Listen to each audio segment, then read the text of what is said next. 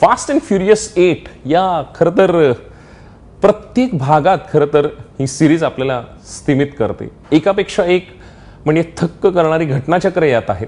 त्यामुळे आता 8व्या भागात गोष्टींमधली ऊर्जा टिकवून ठेवणं, त्या सगळ्यांच्या पलीकडे घेऊन जाणारा थरार यामध्ये आहे का, हे खरं तर आव्हान या मेकर्सकडेही असेल, पण प्रेक्षकांनाही त्या सिरीज बरोबर असणार एक नातं आहे.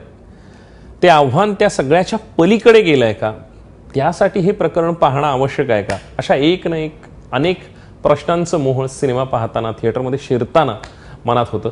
ॲक्शन थ्रिलरचा विचार केला तर मॅड मॅक्स फ्युरी हा अव्वल स्थानावर, मग कुठेतरी बॉन्ड पटवा बॉन कॅटेगरी असेल, मिशन इम्पॉसिबल, घोस्ट प्रोटोकॉल वगैरे हे जर पाया तळ वगैरे मानला तर निश्चित आपल्याला जाणवेल की fast and furious he series या आधीत कुठेतरी अधेमध्ये येते.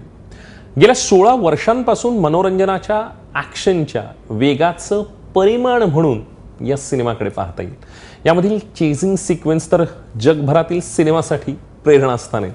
ते ज्या पद्धतीचा ॲक्शनचा खेळ सेट करतात त्यावरून बऱ्याचदा कल्पनेच्या पलीकडच्या विश्वाची सफर ते प्रेक्षकांना घडवत असतात आणि त्याच्या अनेक रेप्लिकाज जगभरातील सिनेमामध्ये नंतर उमटत राहतात.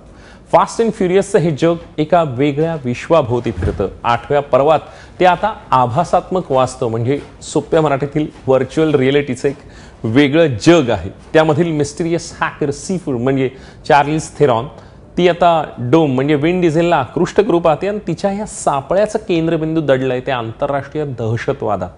आता या पर्वात ते आणखी कोणत्या वेगाने पुढे जातील, कशा प्रकारचा माहोल असू शकेल, या माहोलात आता मात्र त्यांना वेग कमी करावा लागेल की आणखी पुढे नेमकं काय असेल, असे सगळे प्रश्न होते. पण त्या सगळ्या प्रकरणाच्या पलीकडे एक गोष्ट आहे की Vin Diesel, Dwayne the Rock Johnson, Jason Statham आणि अख्खी टीम हे आपल्याला प्रकरण बघताना खिळवून ठेवण्यात यशस्वी होते.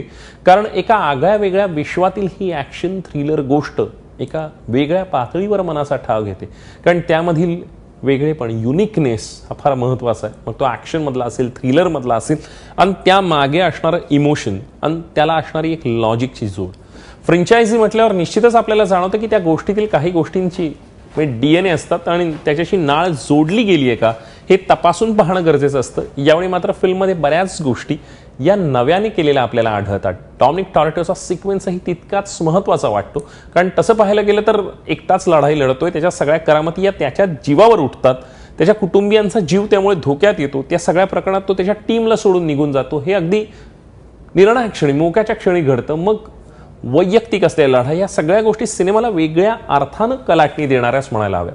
वेगळ्या जाणीवांची असणारी अभिनेत्री चार्लिज थेरॉन, तिने साकारलेली हॅकर कमालीची आहे. कारण त्या व्यक्तिरेखेला असणाऱ्या ज्या छटा आहेत त्या सगळ्याला असणारा एक वेगळा अंडर करंट आहे. तिच्या असण्याने व्यक्तिरेखेला एक वेगळी उंची निश्चित मिळाली.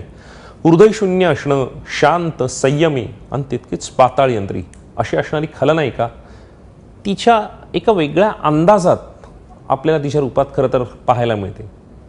विन डिझेल मात्र तितकाच महत्त्वाचा आहे. त्याच्यासाठी असणारा फॅन्ससाठी एक वेगळी ट्रीट आहे. कारण ॲक्शनचा एक वेगळा माहोल, नमुना तो खरं तर आपल्याला दाखवतो. यामधील शाब्दिक चकमकी आणि एकमेकांचा अपमान पुणेरी स्टाईलने करणारे असे जेसन स्टॅथम म्हणजे डेकॅड आणि द रॉक म्हणजे हॉप्स यांची जुगलबंदी भावते. यामध्ये आणखी जरा गंमत येते ज्यावेळी एका ब्रिटिश अभिनेत्रीचा कॅमिओ असल्याचा साक्षात्कार होतो. मसाला एंटरटेनरचा एक वेगळा नमुना म्हणून त्याकडे पाहता येईल. अशा प्रकारचं गिमिक एक वेगळी मजा व्यावसायिक समीकरणांना देऊन जातात. ॲक्शनचा अनोखा अंदाज अन नजारा आपल्याला या निमित्ताने अनुभवता येतो. या सगळ्या खेळाची मजा आणि रंगत वाढत जाते. गाड्यांचं उडणं, भोवती तरंगणं आणि या वातावरणात आपण भारून गेलेलो असतो. या सगळ्याला तर्कशास्त्राची जोड देण्याचा केलेला प्रयत्नही वेगळ्या अर्थानं थक्क करतो. त्यामधील होणारा विध्वंस आणि त्या सिनेमाची बिग बजेट असण्याची गणित या सगळ्यामधला असणारा दृश्यांचा हा खेळ पाठशिवणीसारखा भासतो. एका पाठोपाठ एक आवर्तन सुरूच असतं.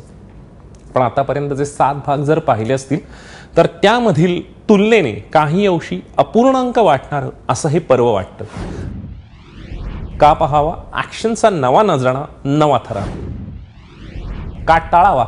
8व्या भागात या गोष्टीतील हवा काहीशी निघून गेल्यासारखी वाटते. थोडक्यात काय, इतकं फास्ट आहे की त्या थरारानंतरचा जो धुरळा मनात उडत राहतो तो अजूनही ते कुठेतरी त्या धुळीत आपण माखलेलो आहोत असं फील येत राहतं. त्यामुळे त्या सिनेमाला मी देतोय 3 स्टार्स.